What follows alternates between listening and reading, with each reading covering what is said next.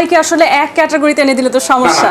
আপনার যদি আপনি তো বলেছেন, আমি আপনাকে যে কথাটা বলেছিলাম যে প্রথমে যেটা বলেছিলাম যে এটা শুধু যে ডক্টর মোহাম্মদ ইউনূসের বাসার সামনে হয়েছে ব্যাপারটা তা না।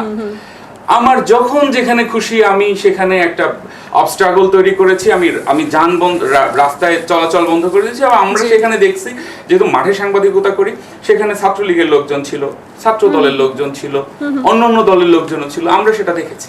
খুবই ইন্টারেস্টিং পার্সপেক্টিভ। আমাকে একটু শেষ করতে দেন, I appreciate if you let me finish. তাইলে আপনি বলেছেন যে ইউনূস সাহেব তার পালিত কুত্তাদেরকে নিয়ে ওখানে ওয়েলকাম করেছে যে তোমরা রাস্তা বন্ধ করো, আমি তোমাদেরকে কিছু রুটি টুটি দিব। Of course, 100%। এবং এই রুটি টুটির খাওয়ার যে আয়োজন, সেই আয়োজন তারা যমুনার সামনে সম্পন্ন করেছে ডক্টর মোহাম্মদ ইউনূসের একদম নিজস্ব, at least ভিজুয়াল প্রমাণ তো তাই বলে, ভিজুয়াল প্রমাণ। কিন্তু আমরা তো অন্য প্রমাণ দেখছি। আমরা তো দেখছি, আমরা একটু জনাব তানিম আহমেদ, আমরা একটু বিষয়ের মধ্যে যদি একটু চলে যাই। আমাকে থামাই দিলে তো হবে না ভাই, আমার তো আমরা একটু বিষয়ের মধ্যে যেতে চাচ্ছিলাম। আপনার কথার মধ্যে আছে বাংলাদেশ ব্যাংকের যে নিয়োগ নিয়ে কথা বলছিলাম।